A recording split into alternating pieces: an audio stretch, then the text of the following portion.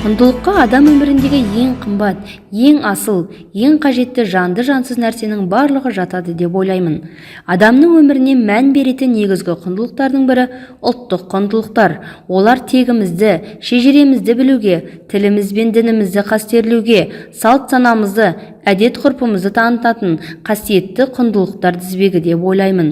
Батыр Бауыржан өз ұлтын сыйламаған, ұлтын мақтаныш тұталмайтынын тілге тиек етеді.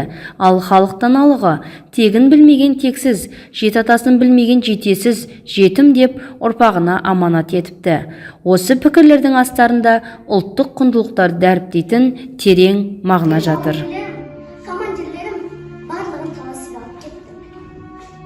Үлкен рахмет. Ал қазіргі өміріміз көтерді.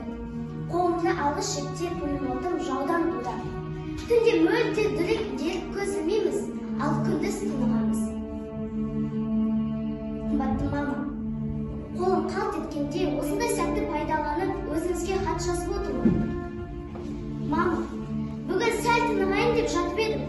Бірден ұйықтап кетіппін. Сізді түсімде көрдім. Жалпы қазіргі өміріміз көтерді.